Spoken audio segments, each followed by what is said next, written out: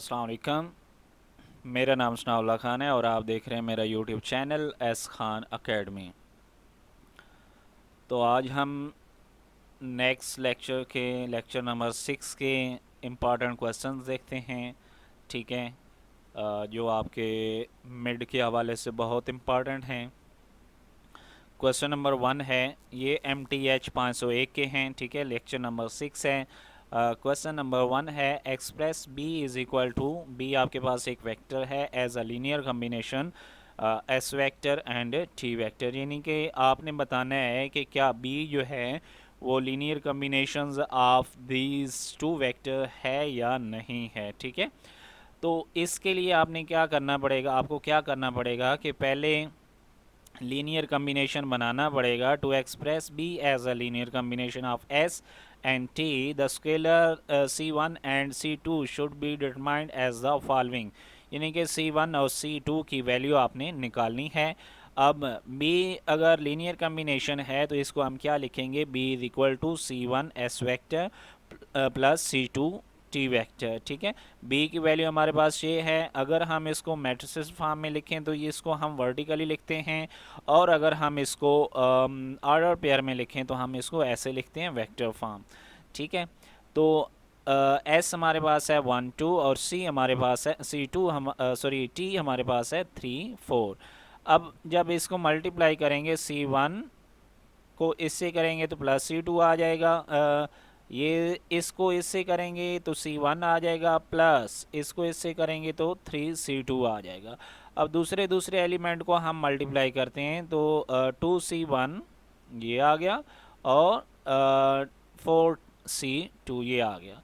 अब इसको कंपेयर करते हैं। कैसे कंपेयर करते हैं कि अगर आपके पास दो ऑर्डर पेयर हों, ठीक है, और उनके सेंटर में इक्वल का साइन आ जाए तो इसकी फर्स्ट एंट्री इसकी फर्स्ट एंट्री के इक्वल होती है, इसकी सेकंड एंट्री इसकी सेकंड एंट्री के इक्वल होती है। तो मतलब क्या हुआ, C1 प्लस 3 C2 के इसके इक्वल होगा, 2 के इक्वल होगा, and this is equal to 4। ठीक है, तो जब ये हमारे पास आ जाएगा तो हम अब इसको सॉल्व करेंगे, C1 और C2 की वैल्यू निकालेंगे।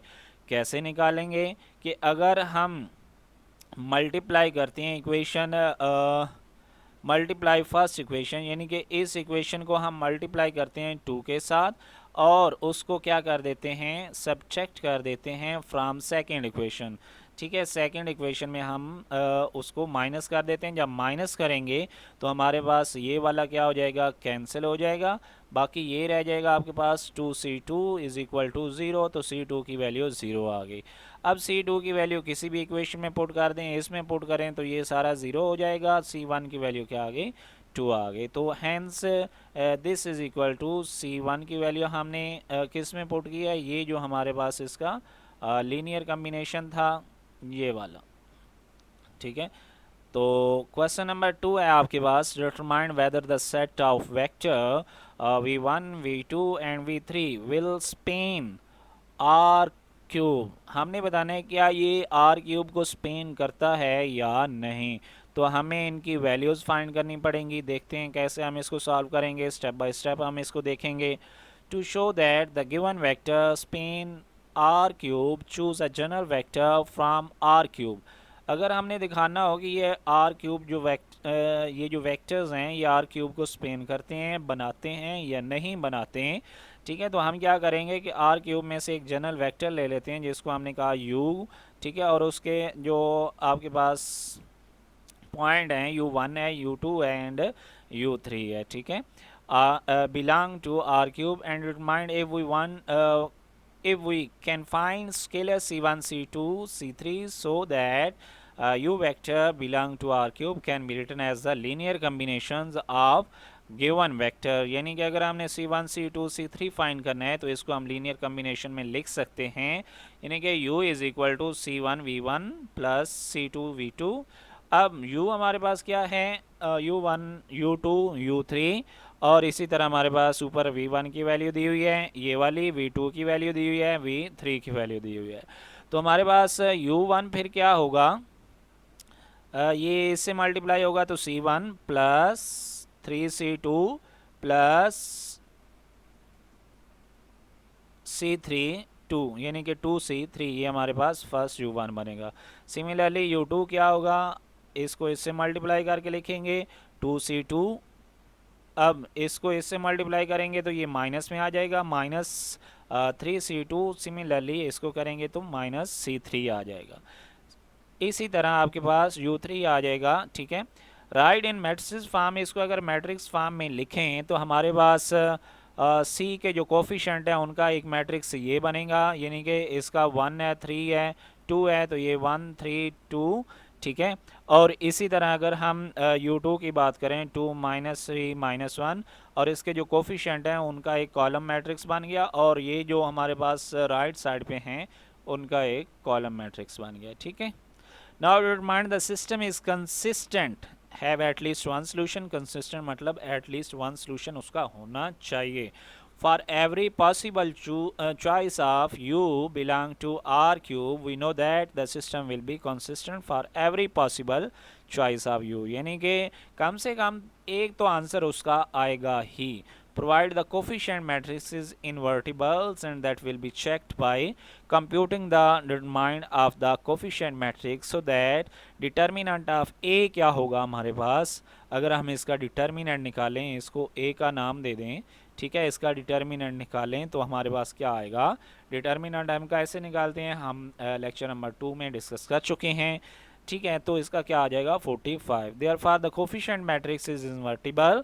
ठीक है, and so that system will have solution for every choice of u which is determined the given set of vector span। ठीक है, मतलब u का कोई ना कोई तो आंसर आएगा हर एक चॉइस पे। ठीक है, जिसकी वजह से हमें पता चला कि जो वेक्टर्स हैं हमारे पास v1 v2 v3 वो स्पेन कर रहे हैं r क्यूब को। नेक्स्ट क्वेश्चन है determine whether the set vector v1 v2 v3 will Spain.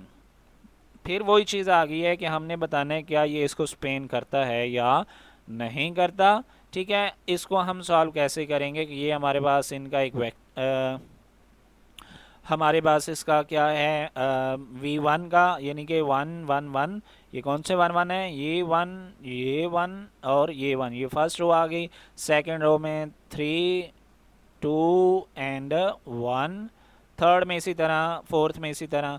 तो आपने क्या करना है, इसको रिड्यूस एचुलन फॉर्म में क्या करना है, कन्वर्ट करना है। ठीक है, at this point it is clear that rank of the matrix is 3, so that vector Spain a subspace of the dimension 3, hence this span R cube. इसको आप पहले जैसे क्वेश्चन किया उस जैसा भी कर सकते हैं, आप इस जैसे भी कर सकते हैं।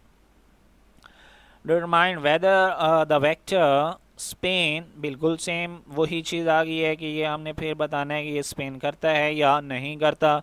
इसको हमने इसका जो हमारे पास ए मैट्रिक्स आएगा, यानी कि फर्स्ट रो 1 -2 4 ये बनेंगी। इस तरह हमने मैट्रिक्स बना के उसको रिड्यूस एचुलन फॉर्म में कन्वर्ट करना है।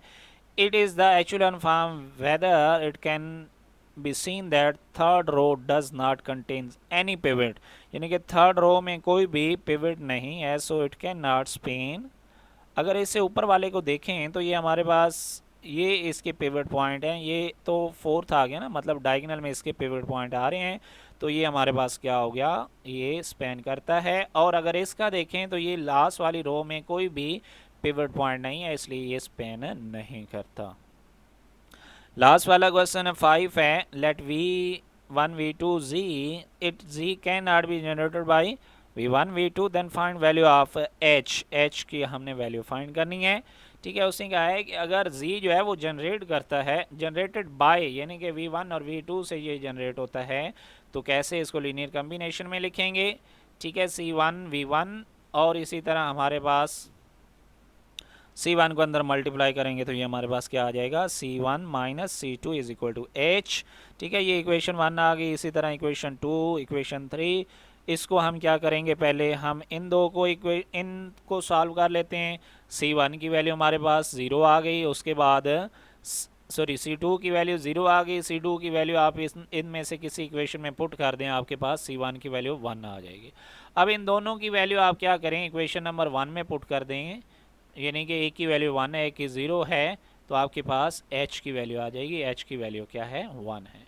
आई होप आपको इसकी समझ आई होगी। ठीक है, thanks so much for watching. अल्लाह हाफिज़।